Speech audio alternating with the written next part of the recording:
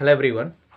Air conditioner அதாவது வெயில் காலத்தில் ஏசின்னு சொல்லி அதிகப்படியாக யூஸ் பண்ணுவோம். எங்கே பார்த்தாலும் ஏசி இல்லாமல் இருக்க முடியாது கூட அப்படின்னு கூட ஒரு சில பேர் இருப்பாங்க. பட் அப்படிப்பட்ட அந்த ஏசியை பற்றி தான் பேச போகிறோம். இந்த ஏசி வந்து எப்படி ஒரு ரூமோடைய டெம்பரேச்சர் வந்து அப்படியே கூலாகவே மெயின்டைன் பண்ணுதா, இல்லை ரூமோடைய டெம்பரேச்சர் அந்த ஹீட்டை வந்து வெளியில் அனுப்புதா அப்படின்னு சொல்லி பார்த்தோம்னா, ரூமை வந்து கூலாக வச்சுக்கிற கிடையாது. ரூமுக்குள்ளே உள்ள டெம்பரேச்சரை ஹீட்டான டெம்பரேச்சரை வந்து வெளியில் ஏற்றினா ஆட்டோமேட்டிக்காக வந்து ரூம் வந்து கூலிங் ஆயிரும். இதுதான் வந்து ஏசிகள் நடக்குது. அதாவது லிக்யூடு ஸ்டேட் திரவ நிலையிலேருந்து ஆவி நிலைக்கு கன்வெர்ட் ஆகி ஆவி நிலையிலேருந்து மறுபடியும் மறுபடியும் திரவ நிலைக்கு கொண்டு வந்தால் தான் அந்த ரூமோடைய டெம்பரேச்சர் வந்து கூலிங்காக ஏசி வந்து வச்சுக்கிறதா. ஸோ இந்த பிரின்சிபல் படி தான் ஏசி வந்து ஒர்க் ஆகுது.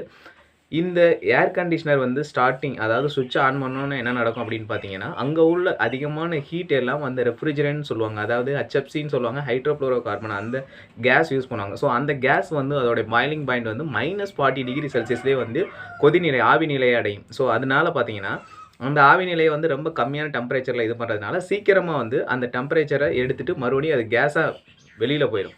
ஸோ வந்து கேஸாக வெளியில் போச்சுன்னா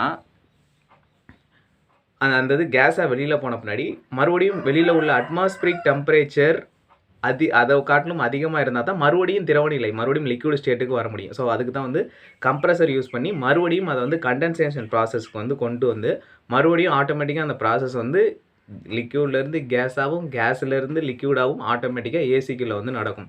அதாவது ரூமுக்குள்ளே உள்ள டெம்பரேச்சரை வந்து அதிகமான டெம்பரேச்சர் வந்து வெளியில் ஏற்றும். ஸோ அந்த வெளியில் ஏற்றுறதுக்கு தான் அந்த ஃபேன் எல்லாமே வச்சுருப்பாங்க. ஸோ இதுதான் வந்து அந்த ப்ராசஸ் வந்து ஆட்டோமேட்டிக்காக ஏர் கண்டிஷனர் இருக்குது. இதில் பார்த்தீங்கன்னா ஏசியில் வந்து 1 ton AC, 1.5 ton AC, 2 ton AC அப்படின்லாம் சொல்லியிருப்பான். ஸோ அப்படின்னா என்னென்னு பார்த்தீங்கன்னா 1 டன் ஏசிங்கிறது 12,000 PTUன்னு சொல்லுவாங்க. அதாவது 12,000 பிரிட்டிஷ் தெர்மல் யூனிட் 1 ஹவரில் எவ்வளோ ஹீட்டை வந்து வெளியில் ஏற்றுது. ஸோ அதைத்தான் வந்து டன் கணக்கில் வந்து ஏசியில் சொல்லியிருப்பாங்க PTUன்னு சொல்லி. ஸோ இந்த ஏர் கண்டிஷனர் பற்றின ஒரு சில இன்ஃபர்மேஷன் நண்பா. ஓகே, அடுத்த வீடியோவில் மீட் பண்ணலாம். ஓகே, பாய்.